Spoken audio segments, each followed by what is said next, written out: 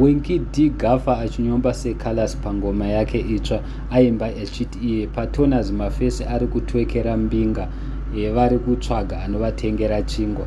Vangoita lucky but havabatire mimba, but my private parts akapindwa. Hi guys, welcome to Zim Celebrity TV. If you are new to this channel, please subscribe, but if you are a returning subscriber, welcome back. So chekutanga toda kuti kuna vaWinky D happy birthday. Zuva rebirthday yavo ndipo pavabura chingoma vachinyomba seColors. Munongoziva mega seColors ndiye akazvitanga, anozvitemba achiti mubanditi, but vaWinky D nemagafa of the Gafest vauya vachirova nechimwe chingoma chiri kunaka chiri kutapira, zvinonzi numbers don't lie.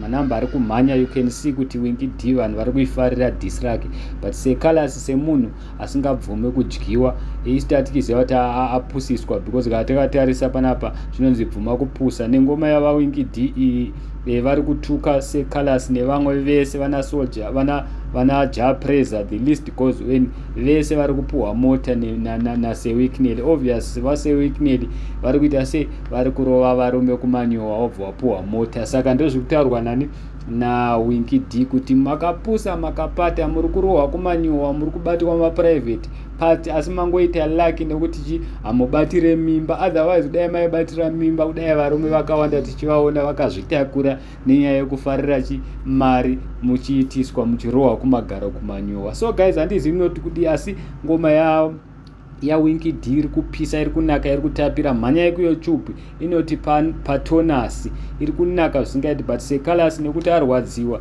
zvaitwa zviya inonzi killing two birds with one stone yaitwa navaWinky D, because vatuka vese vakatengerwa mota naWicknell netimu yevaRakashi ZANU-PF vachiti mangoita lucky, but Colors nekuti arwadziwa abva uyawo naye akaitawo rake dhisi rinoti mukawad, akaita rimwe futi rinoti hazviite, hanzi magafa hamundiuraye ndisati ndafa. Ndozvataurwa naseColors. Handizivi noti kudi guys. Thank you so much. Don't forget to subscribe.